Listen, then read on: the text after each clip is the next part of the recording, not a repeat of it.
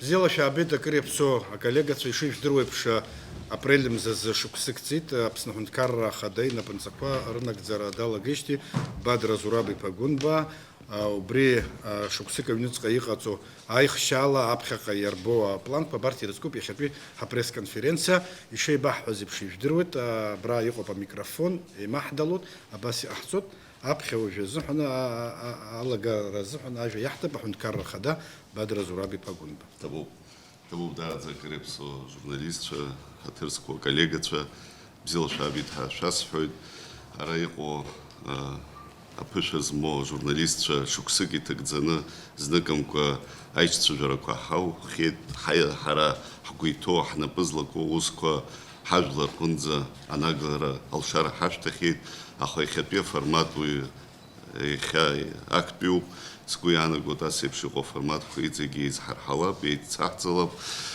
хапе хайкшрас хуяр хона حاولت شجر حزات كلرس تخوب إخا حنتكار أي حبرة عمشرة وسبرتكوا أرنا بزلقوا وسكوا حنتكار ركوري هجري وسقنا إخا بي حيش شجرة عرطوب إيوي بشم وقعنا قرق سترنا قرقالوت يخطوب حيزر بخدزو الزارك تاكا وزارة حزر خيوب уважаемые коллеги, уважаемые журналисты, очень рад нашей встрече, нашему общению в течение года. Мы не раз с каждым из вас общались. Посредством ваших возможностей мы доносили до нашего населения то, чем занимается власть, то, чем занимаются органы исполнительной власти. И, конечно же, это очень важная деятельность. Уверен в том, что это общение мы обязательно будем и далее поддерживать интенсивно. Но формат нашего сегодняшнего общения – это первый раз, по сути, в течение года. И считаю, что такого рода встречи, они просто необходимы. Хотел бы сказать о некоторых итогах деятельности за год.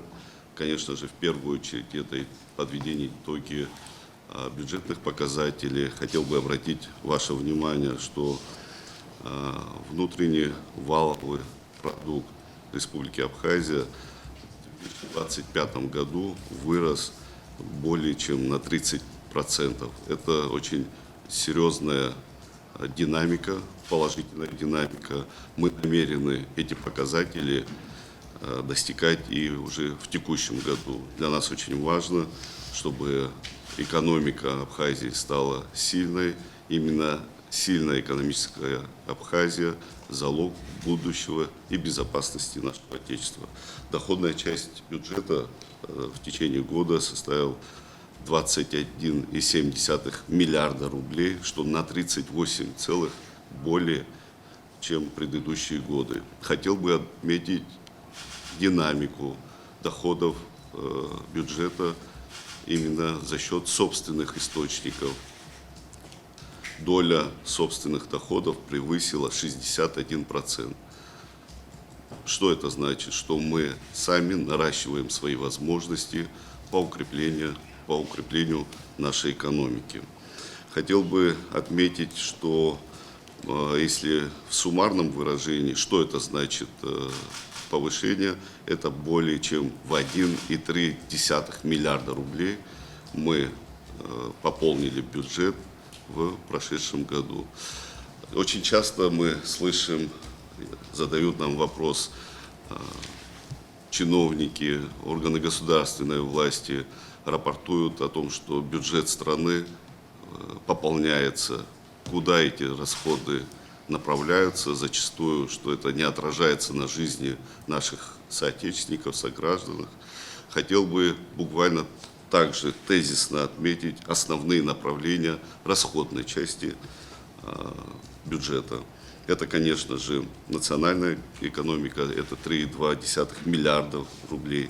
Хотел бы отметить беспрецедентные расходы на систему образования, это более 3 миллиардов рублей. Также большие расходы мы направили на систему здравоохранения.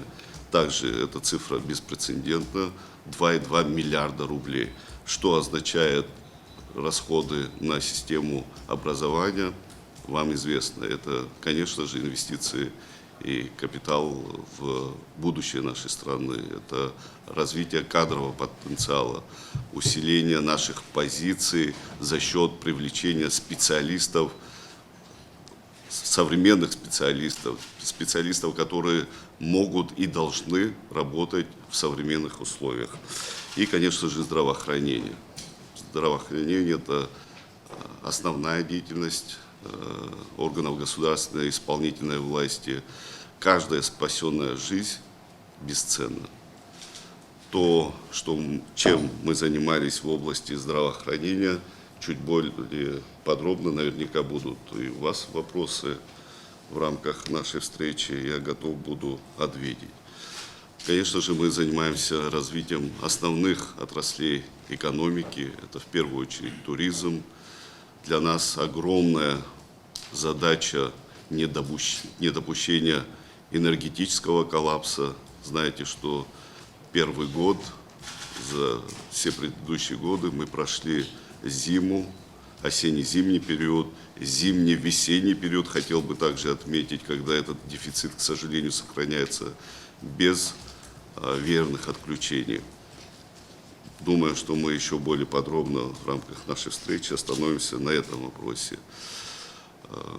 Также основными вопросами в рамках своей деятельности считаю вопросы безопасности. Есть вещи, о которых мы, конечно же, публично говорить не можем, но хотел бы заверить граждан нашей страны, что эти вопросы для нас являются приоритетными, тем более в современных условиях. В условиях, когда вокруг нас происходят серьезные, по сути, тектонические переломы в рамках международной безопасности, международных взаимоотношений. И здесь нам необходимо, конечно же, сосредоточить свои усилия и совершенствовать свою систему безопасности, то, над чем мы работаем. Уважаемые коллеги, не буду долго занимать вашего времени, наверное, перейдем к основной части нашей встречи. Готов ответить на все вопросы, которые возникнут сегодня. Давайте, Спасибо. значит, вопрос о ГТРК, а затем пусть готовится спутник. Фатима Герги, абсолютно хопшра. Бадр Зурабипа, Лазарам заза, Яйра Дуамш з Москва, Абхерашуман, Уа Урстула Лахады Ферифи Пуларами Пусит, Физат Калазазара, Куги Рамчхактбан, Явазар, Хтаквак, Фахрзер Латфаверстахан. Табу. Табу Дарад за Стараз, Урстулими Песоз, Парад Халар Хура. Хазы градзаны год избанок за ариатуры хална хара хавларгир хоргас дарадзы расоп скуяны год асепшиго ахтыско халар хура кырсаску усмиг гду яра агвалар шаразы даргвалар шара чапхеге яра парады тагдзаны айпалара хауид урствола хэнткара хадай шудро эйпшуксыки тагдзаны ари айпат ахпатби эйпалароп ари айпалара итагдзаны ҳазаадгылеит еиуеиԥшым азҵаарақәа иаҳараӡак ҳауаажәлар рҿаԥхьа иқәгылоу аудиорақәа азҵаарақәа аӡбаразы ибзиаӡаны ижәдыруеит иҟоуп алшарақәа ҳара ҳнапаҵаҟа иҟоу апроблемақәа ҳара ҳхала иаҳзыӡбо иҟоуп азҵаарақәа макьаназы ацхыраара хаҳҭаху абарҭ азҵаарақәа ҳанрылацәажәо ируакын ҳажәларгьы иртыр сҭахуп акырӡа азҵаара цәырҵуеит абри анацәа ахшара зауз асоциалтә пособиақәа зауз рҭагылазаашьа ари иахьицәырҵыз аҭагылазаашьа акәӡам сара сколлеги ҿаԥхьа Урыстәыла аҳәынҭқарра ахада иқәсыргылт ари азҵаара аӡбара ахаҵгылара аиҭарц азыҳәан ишыжәдыруа еиԥш ҳара хаҭалатәи аиԥыларақәа рҿы еиуеиԥшым Урыстәыла аҳәынҭқарра ахадара аҟны ари азҵаара ықәҳаргылон иҟоуп амҩақәа иазалхша аӡбараҟны аха аҵыхәтәан иҟоуп иара аполитикатә зҵаара аполитика злоу азҵаарақәа убри аҟынтәи Урыстәыла аҳәынҭқарра ахада идикыло ақәҵара краҵанакуеит ҳаицәажәеит гәаартала ари ас еиԥш иҟоу аҭагылазаашьа аԥыхразы сара аиашашәа сҳәоит абри ҳусқәа зегьы ҳнапы злаҳку усқәа зегьы инарываҟәало, ҳазҵаара шәарҭадарақәа инарываҟәало, иазгәасҭо, иазԥхьагәасҭо абри азҵаара аӡбароуп. Абри азҵаара ҳзыӡбар, иара анацәа рҭагылазаашьа ҳзеиӷьтәар, ижәдыруоуп еиуеиԥшым апроблемақәа рымоуп, ачымазара нцәырҵлагьы рыхәҷқәа рыманы Урыстәылаҟа изцаӡом, еиуеиԥшым аҭагылазаашьақәа цәырҵоит Аԥсны анҭыҵ ацаразы уҩыза алшара рымаӡам. Убри азҵаара ихадоу азҵаараны изысԥхьаӡоит, убри азҵаара актәи азҵаараны иаҳзықәгылан ҳаиԥылараҿы. Агәрагара сымоуп ари азҵаара аӡбара амҩақәа шылҳхуа. Убас в рамках поездки в Москву мы приняли участие в Параде Победы. Парад Победы для нас также является исторически важным событием. Победа, которая далась ценою жизни миллионов советских граждан, в том числе и выходцев из Абхазии. Вы наверняка обратили внимание, что Владимир Владимирович Путин отметил вклад нашего народа в эту общую победу. Сегодня, когда идет попытка переиначить историю, занизить статус советского солдата, в составе которых находились наши воины, наши деды, прадеды, это, конечно же, недопустимо. И наше участие еще раз подтверждает, что мы преданы памяти тех людей, которые защитили нас, уже новое поколение. Я очень надеюсь, что их память будет жить вечно в наших сердцах. Конечно же, в рамках встречи, в рамках участия в параде у нас состоялась встреча с президентом Российской Федерации, с Владимиром Владимировичем Путиным. Я хотел бы напомнить, что это была уже третья встреча в течение года. И, как всегда, эта встреча носила очень доброжелательный и, самое главное, конструктивный характер. В рамках нашей встречи мы обсуждали в том числе и вопросы военной безопасности, вопросы взаимодействия между странами. Хотел бы отметить, что на данной встрече я поднимал один из главных вопросов, беспокоящих наших граждан. Вы знаете, что многие молодые матери, получавшие социальные пособия и материнский капитал на территории Российской Федерации, в соответствии с действующим российским законодательством, являются, ну, так скажем, нарушителями российского законодательства. Конечно же, граждане нашей страны это делали неосознанно, они делали как бы в рамках тех условий и предоставления тех услуг, которые им предлагались, но, к сожалению, они попали в непростую жизненную ситуацию. Вы знаете, что количество этих людей очень большое, зачастую даже в случае болезни детей они не могут выехать со своими детьми за пределы Абхазии на территории Российской Федерации для получения квалифицированной медицинской помощи. Я вообще для себя считаю, что самым главным вопросом, наряду с теми, которыми мы там сегодня решаем, задач, значит, в рамках государственной деятельности, решение этого вопроса для меня очень важное, ключевое. Мы очень часто говорим о развитии демографии, о поддержке наших граждан, о социальных каких-то условиях, их возможностях. И я, конечно же, все свои усилия сосредоточу на том, чтобы решить данную проблему. И самое главное, я, пользуясь случаем, хотел бы поблагодарить и наших российских коллег, тех людей, которые в ежедневном режиме занимаются решением этого вопроса, решением и применением механизмов для того, чтобы наши граждане не сталкивались с этой проблемой. В конечном итоге, конечно же, этот вопрос находится, ключ его решения находится в верхах, как говорится. И мне показалось, что мы с учетом поставленного вопроса достигнем определенных результатов. Будем искать механизмы решения этого вопроса обязательно. Я благодарен и Владимиру Владимировичу Путину, и Сергею Владимировичу Кириенко. Хотел бы особо отметить, что все наши коллеги пытаются помочь нам для решения этого очень важного вопроса. В рамках нашей встречи мы обсуждали также вопросы развития инфраструктуры. Вы знаете, что очень крупный проект реализован в Абхазии.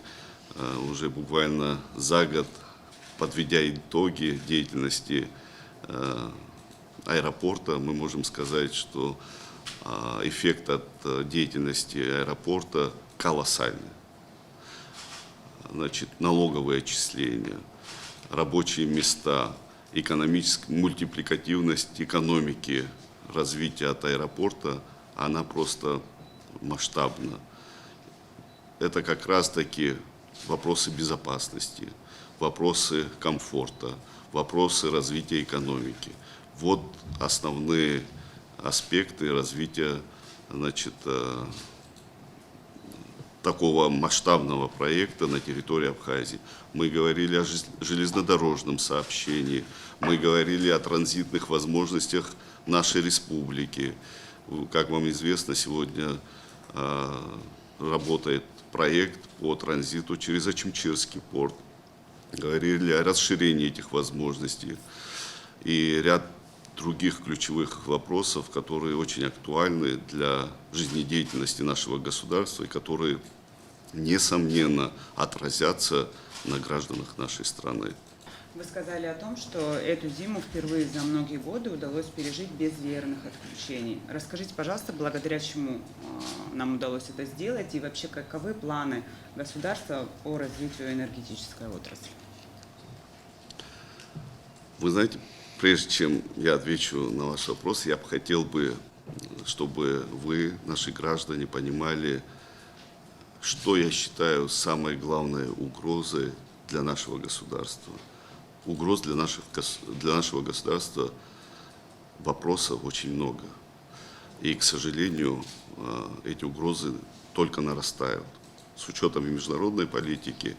Но я сделал для себя 3 приоритетных вывода, 3 направления. Это в первую очередь угрозы, связанные с военной безопасностью. Второй, может, кто-то посчитает, что это очень странно.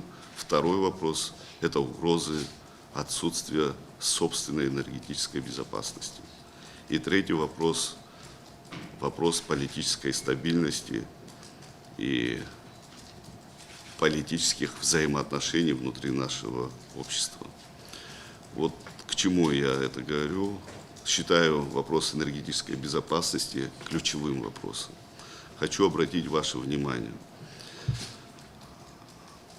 После известных событий ноября 2024 года мне уже как вице-президенту в соответствии с полномочиями были наделены права исполнять обязанности главы государства.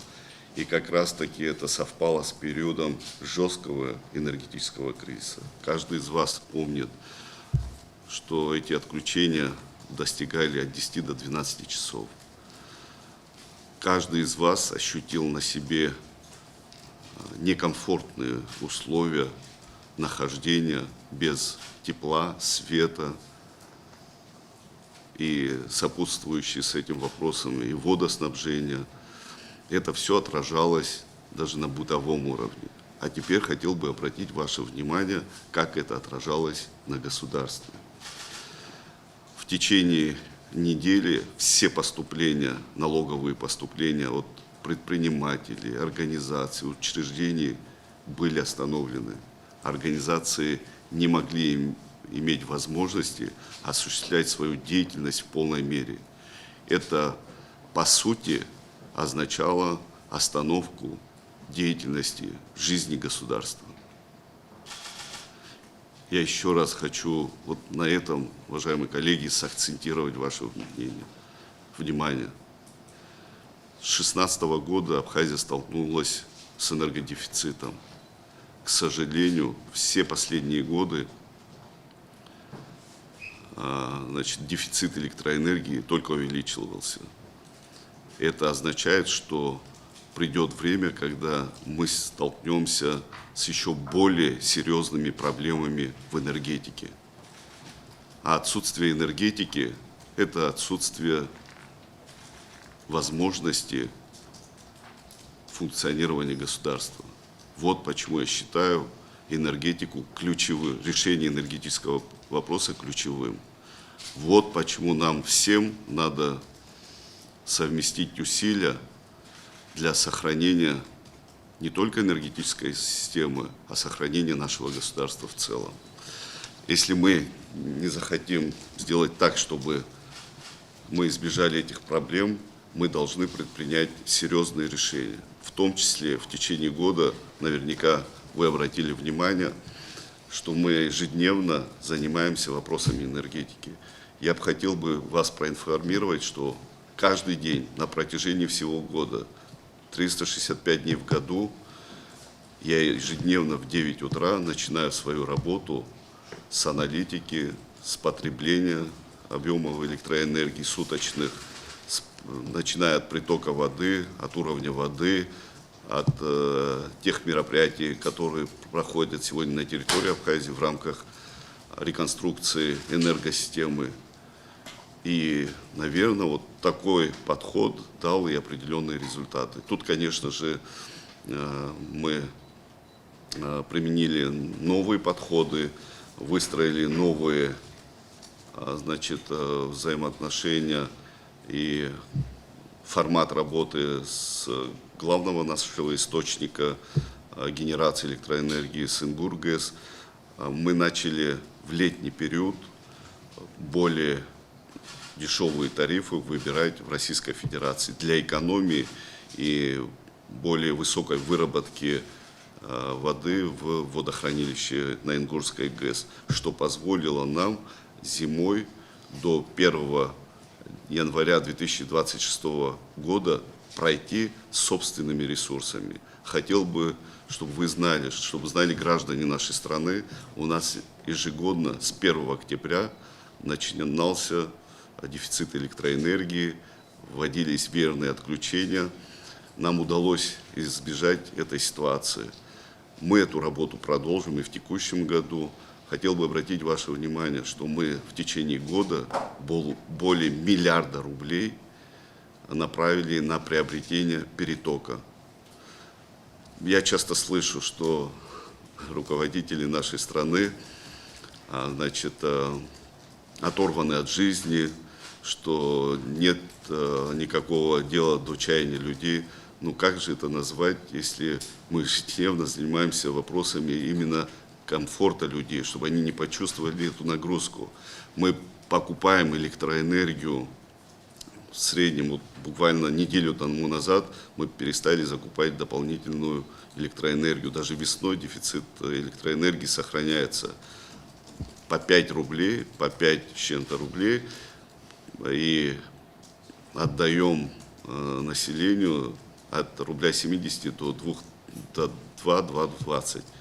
Ну, как можно говорить о том, что государство не обращает внимания? Мы как раз-таки субсидируем те потери, расходы, которые несет, значит, недополучаем в рамках собираемости, но при этом субсидируем за счет государства. Мы и дальше продолжим эту работу, но хотел бы вам сказать, что если мы будем действовать разрозненно, если это останется только задачей государства, мы, к сожалению, не справимся. Тут ответственность каждого гражданина, она очень высока и велика. Если мы не сможем оплатить собственную энергетику, собственную электроэнергию, нам придется покупать электроэнергию у наших соседей, у дружественных стран. Но бесплатной электроэнергии не бывает. Объем потребления растет. Мы начали программу реконструкции сетей. Вы знаете, что сотни миллионов вложили в подстанции, в электросети. Мы занимаемся программой установки установок учета, приборов учета. Но не бывает так ни в одной стране мира, что 40% электроэнергии – это потери. Ну, не бывает такого.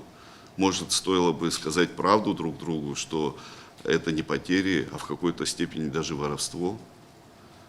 По сути, это так и есть. И мы сегодня должны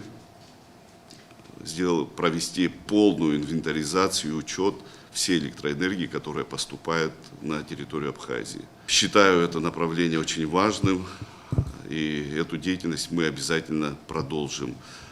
Я бы хотел отметить, что и в рамках социального перетока Российская Федерация оказала нам поддержку. Это тоже огромное подспорье. Если говорить о денежном эквиваленте, если переводить, это почти больше 2 миллиардов рублей. Миллиард собственных средств мы направили. Это 3 миллиарда на покрытие дефицита. А теперь давайте задумаемся, сколько мы собираем за потребленную электроэнергию.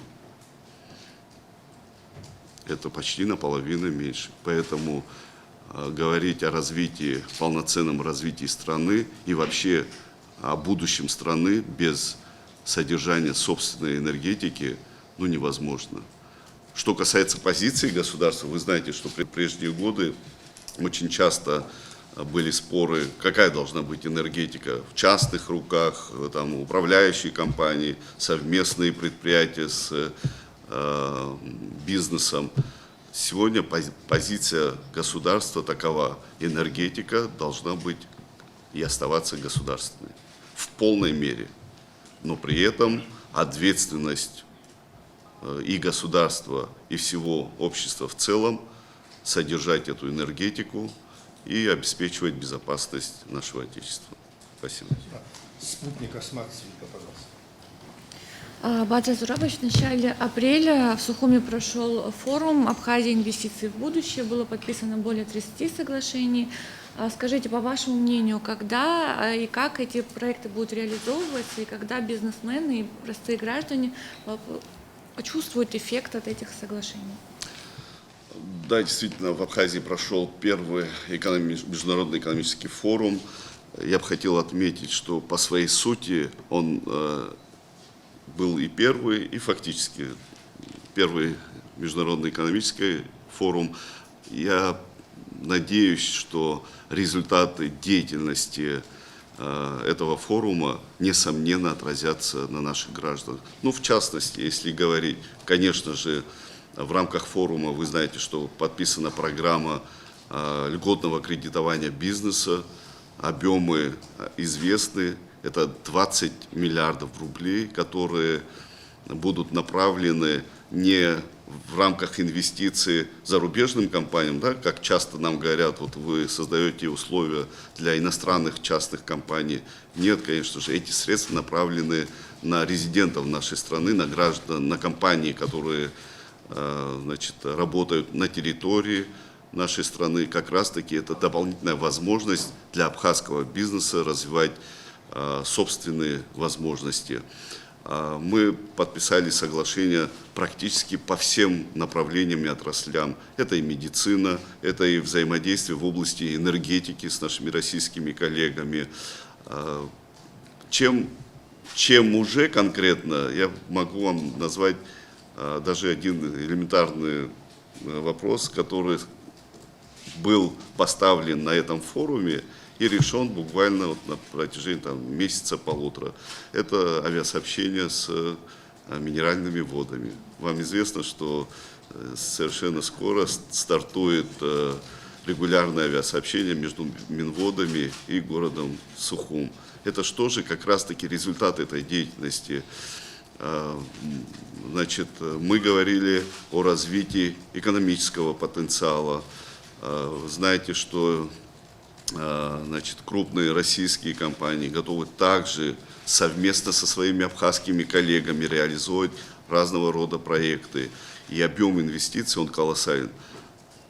Значимость этого проекта, конечно же, определяют и статусность участия. Вы наверняка обратили внимание, кто участвовал, значит, в этом международном экономическом форуме. Со стороны государства делегацию возглавлял, значит, Сергей Владимирович Кириенко, участвовал вице-премьер российского правительства Александр Валентинович Новак, 15 руководителей регионов Российской Федерации, бизнес-сообщество, эксперты. Это все говорит о высоком интересе к нашей республике. Это все говорит о том, что в Абхазии есть потенциал развития, выстраивания дружеских взаимоотношений. И не воспользоваться этим окном возможностей мы не имеем права. Нам надо, еще раз говорю, укреплять свою экономику. Через укрепление экономики укреплять и безопасность, обороноспособность, защиту, социальную справедливость и развитие всех институтов государственной власти.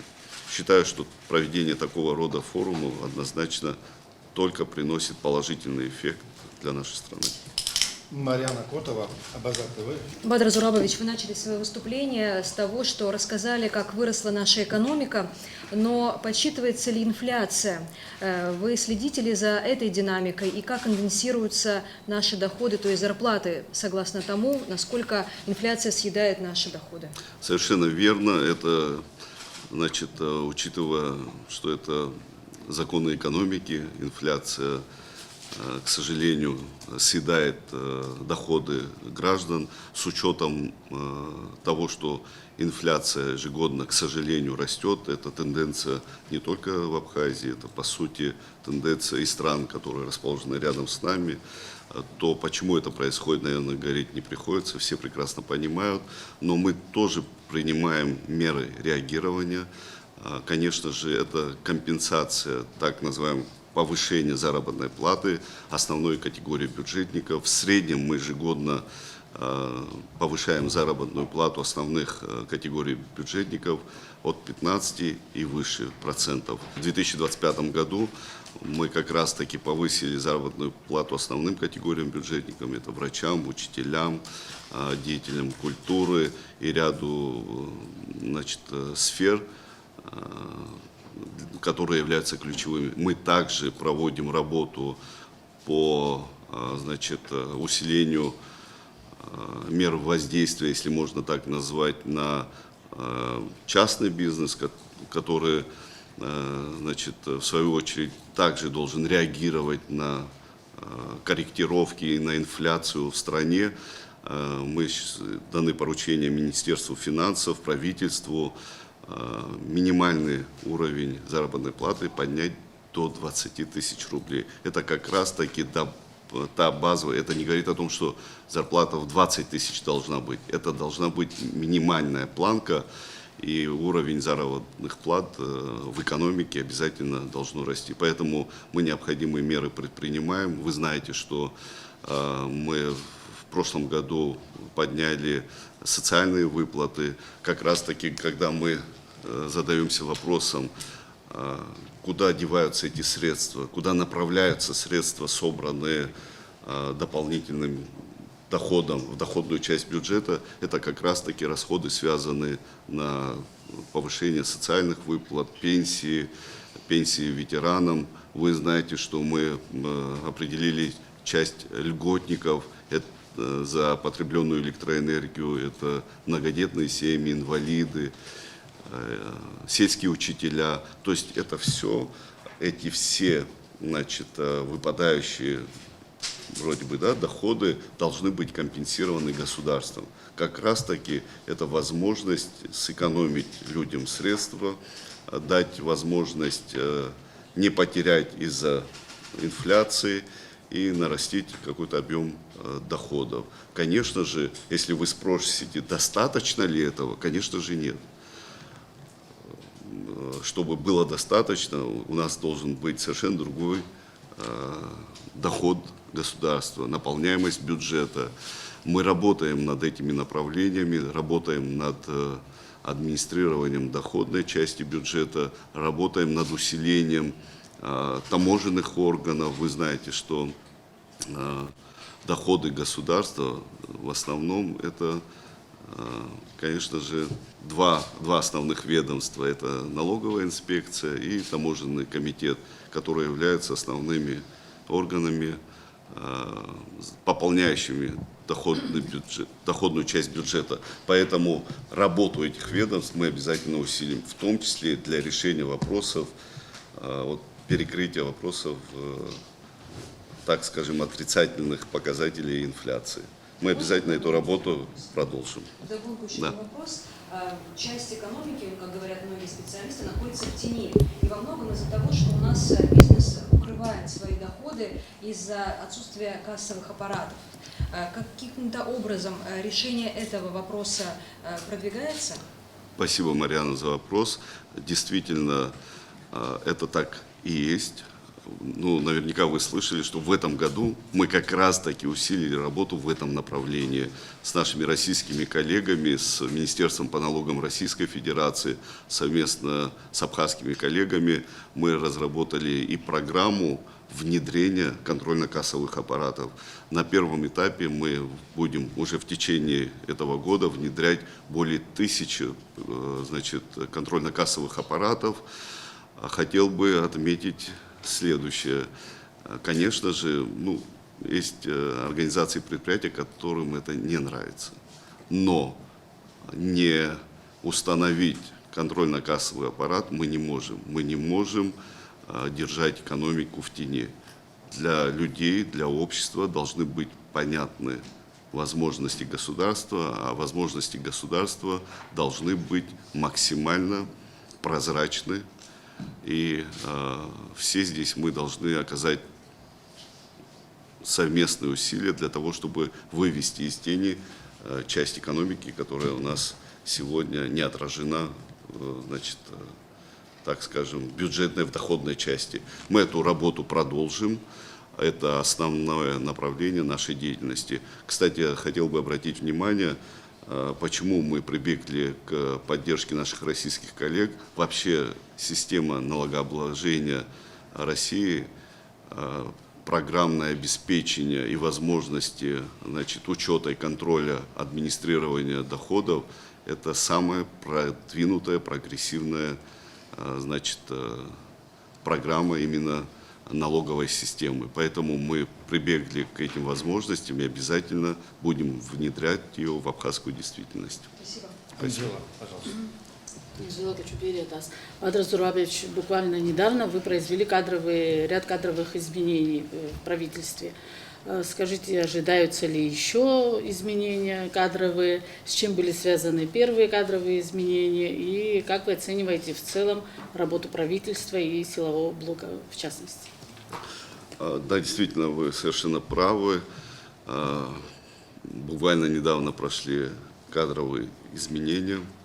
Я бы хотел поблагодарить своих коллег, которые долгие годы трудились на отдельных ответственных должностях. Я придерживаюсь следующей позиции. Правительство – это некий живой организм, который должен постоянно, в том числе при необходимости, обновляться. Правительство должно быть настроено на оперативное решение тех задач, которые сегодня стоят перед нашим обществом и государством в целом. Поэтому кадровые изменения обязательно будут, они будут продолжаться. Это должно быть понятно всем. Для меня, скажу честно, нет никаких привилегий ни для одного чиновника в рамках исполнительной власти. Конечно же, решение всех задач, стоящих перед страной, они сразу невозможны. Решение всех проблем. Вы даже наверняка, давайте возьмем жизненный пример, когда человек строит себе дом для своей семьи, даже в течение года невозможно его достроить, даже имея ресурсы, потому что есть определенные сложности технологического процесса, условий, всякое бывает. А сегодня, конечно же, я принимаю претензии нашего общества, нашего народа, что за год не решили проблемы в стране. Конечно же, больше всего я бы хотел, чтобы эти проблемы были решены. но сталкиваясь с определенными сложностями, которые на протяжении десятков лет сохранялись в нашем обществе, мы обязательно все эти проблемы преодолеем. Но, конечно же, это требует время, это требует компетенции, это требует применения новых подходов, зачастую нестандартных решений, решений, которые не всегда нравятся отдельным представителям, в целом обществу. Это вызывает критику. При необходимости есть принятие непопулярных мер решений, но только популярными мерами и решениями еще ни одна страна не воссоздавалась. Учитывая те сложности, которые у нас имеются, и такого рода непопулярные решения наверняка будут. Но это связано исключительно с укреплением нашего суверенитета, государственности нашей страны. Поэтому здесь фактор личностного характера никто не отменял. Люди, которые готовы служить собственному народу. Сынтәа ҩнызқьи жәыфбатә иашықәс ақыҭа иашықәсны ирылашәҳәеит. Аха иҟоуп убас еиԥш гәаанагарақәа ацхыраара инагӡаны иҟаҵам ҳәа зҳәо ус еиԥш ацәажәарақәагьы ыҟоуп. Конкретла иахьа ақыҭа аҟны иҟаҵо азҵаарақәа инагӡо, насгьы иҟашәҵараны шәгәы иҭоу атәы шәаҳзалацәажәар ҳҭахын. Ақыҭа азҵаара ҳаналацәажәо ари даара карзҵазко зҵаараны схазы изысԥхьаӡоит. Избан, ақыҭатәы наҳҳәо ақыҭа ауп иахьа уажәраанӡа ҳажәларгьы ҳҳәынҭқаррагьы еиқәырханы иаазго. Аӡәы игәы иалымсааит ақалақь аҿы инхо, аха ақыҭаҿы инхо иџьабаа ахәашьра даара иуадаҩуп. Анхаҩы инапала, ихатә џьабаала, имахәҿала ихиго аус адагьы ақыҭауаа роуп иаҳараӡак иахьагьы ҳдоуҳа иқәырханы измоу ҳкультура, ҳдац, ҳҭоурых, абри зегьы еилкааны